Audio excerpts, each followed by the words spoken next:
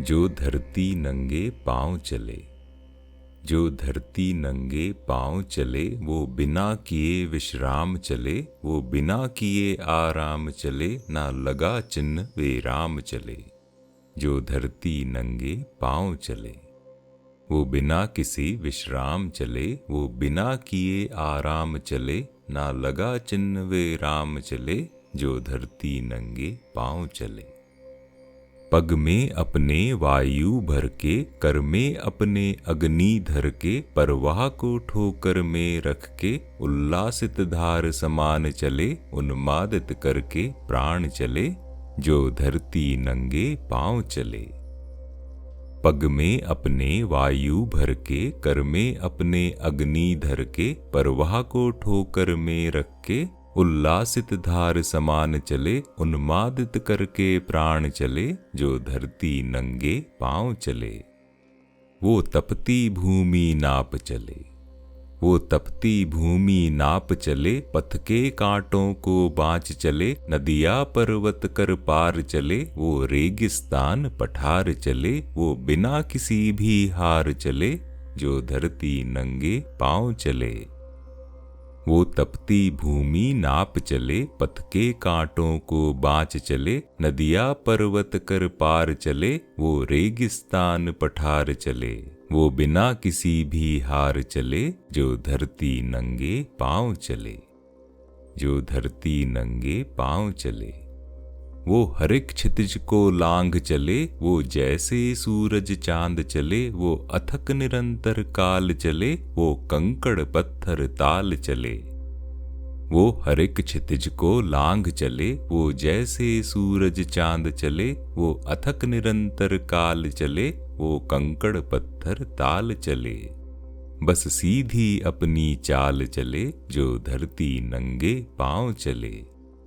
बस सीधी अपनी चाल चले, जो धरती नंगे पांव चले। जिस राह चलाना कोई और, जिस राह चलाना कोई और, वो अनजानी उस ठौर चले, जहाँ संगी साथी कोई नहीं, वो एकाकी बस ठान चले। जिस राह चलाना कोई और, वो अनजानी उस ठौर चले, जहाँ संगी साथी कोई नहीं, वो एकाकी बस ठान चले। सर उठा सहित सम्मान चले, सर उठा सहित सम्मान चले, वो शहर नहीं हर गांव चले। जो धरती नंगे पांव चले। सर उठा सहित सम्मान चले, वो शहर नहीं हर गांव चले। जो धरती नंगे पांव चले। जो धरती नंगे पांव चले। इस कविता की प्रेरणा कहाँ से आई? अभी हाल ही में पद्मश्री और पद्म भूषण पुरस्कारों की तस्वीरें देखी। पहली जो थी वो देखते ही दृष्टि ठहर गई और ये शब्द मन में कौंध उठे, जो धरती नंगे पांव चले। ये तस्वीरें मैं पॉडकास्ट के नोट्स में ऐड कर रहा हूं, वो देखिएगा।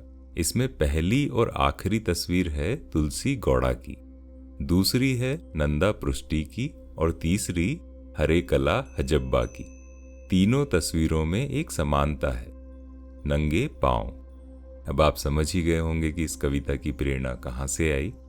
ये शायद पद्म पुरस्कारों के इतिहास में पहला ऐसा अवसर है जब नंगे पांव इतने लोगों ने अवार्ड्स लिए। तीनों बहुत ही सामान्य और करीब घरों से आए हुए लोग हैं, जमीन से जुड़े हुए, जिन्होंने किसी न किसी बात से प्रेरित होके जीवन में लक्ष्य निर्धारित किए और बस निकल पड़े अपने अभियान पर। ना ये सोचा कि साधन संसाधन कहाँ से आएंगे, श्रम सहारा पैसा कहाँ मिलेगा, कुछ भी नहीं। ना गठरी ना लकड़ी ना पैरों में चप्पल जूते, बस मतवाले की तरह निकल पड़े, नंगे पांव ही चल पड़े। 72 साल की तुलसी गौड़ा कर्नाटक के होनाली गांव की निवासी हैं। कभी स्कूल नहीं जा पाई, लेकिन छोटी उम्र से ही अपनी माँ के साथ जंगलों में काम करते हुए पेड़ पौधों और वनस्पति का इतना ज्ञान इकट्ठा कर लिया कि अब उन्हें एनसाइक्लोपीडिया ऑफ फॉरेस्ट के नाम से जाना जाता है। सादगी की ऐसी जीती जागती मूरत कि वो पद्म सम्मान लेने के लिए भी अपने पारंपरिक आदिवासी लिबास में ही राष्ट्रपति भवन पहुंची। तस्वीर में देखा जा सकता है कि कैसे देश के दो सबसे शक्तिशाली नेता नरेंद्र मोदी और अमित शाह हाथ जोड़कर इस आदिवासी लिबास में लिपटी नंगे पांव चलती आदिवासी महिला को नमस्कार कर रहे हैं। पेड़ पौधों से अपने लगाव के चलते वो अब तक 30,000 से ज्यादा पेड़ पौधे लगा चुकी हैं। कभी ग्रेटा थनबर्ग मिलें तो उनसे पूछते हैं कि उन्होंने कितने लगाए, but then how dare you. खैर, अगली तस्वीर है टोपी वाले बाबा नंदा पृष्टि की। 102 साल के ये बाबा नंदा पृष्टि पिछले 7 दशक यानी 70 सालों से कितने हजारों बच्चों और बुजुर्गों को शिक्षा दे चुके हैं।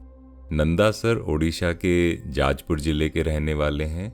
आर्थिक तंगी के चलते खुद 7वीं कक्षा से आगे नहीं पढ़ पाए, किंतु रोज सुबह अपने आसपास के बच्चों को पेड़ के नीचे पढ़ाते हैं और शाम को बुजुर्गों को। ये एक गैर पारंपरिक स्कूल है जिसे ओडिशा में चटशाली परंपरा के नाम से जाना जाता है। तस्वीर में देखा जा सकता है कि कैसे नंदा सर महामहिम राष्ट्रपति को दोनों हाथ उठाकर आशीष दे रहे हैं और खुद नंगे पांव खड़े हैं। अगली तस्वीर है 66 साल के हरेकला हजब्बा की। ये भी कर्नाटक के रहने वाले हैं। संतरे बेचते थे, खुद अशिक्षित हैं, कभी स्कूल नहीं गए। 1978 में जब एक विदेशी ने उनसे अंग्रेजी में संतरे की कीमत पूछी तो वो नहीं बता पाए। तब जो उन्हें बुरा लगा, वहीं से निश्चय कर लिया कि ग्रामीण शिक्षा के क्षेत्र में कुछ करना है और अगले कई साल मेहनत करके अपने गांव में एक स्कूल खड़ा कर लिया जिसमें 10वीं तक की पढ़ाई होती है और करीब 175 बच्चे शिक्षा पाते हैं। मगर मेहनत करने वालों की यात्रा कहाँ रुकती है। हरेकला हजब्बा अपना अगला लक्ष्य बना चुके हैं एक कॉलेज की स्थापना का। बहरहाल, राष्ट्रपति के सामने खड़े इस अक्षर संत की वेशभूषा देखिए। भारत के किसी भी देहात का गरीब ग्रामीण जैसा दिखता है, ये वैसे ही दिखते हैं, बेहद ही साधारण, और पैर नंगे पांव, जो धरती नंगे पांव चले। आशा है ये कविता आपको पसंद आई होगी। आपके विचार अवश्य बताएं। आप मुझसे जुड़ सकते हैं नोट्स में दिए हुए लिंक्स पर। तो मिलते हैं अगले अंक में एक और कविता या कहानी के साथ। तब तक प्रसन्न रहें, स्वस्थ रहें, सुरक्षित रहें, चाय कॉफी पीते रहें।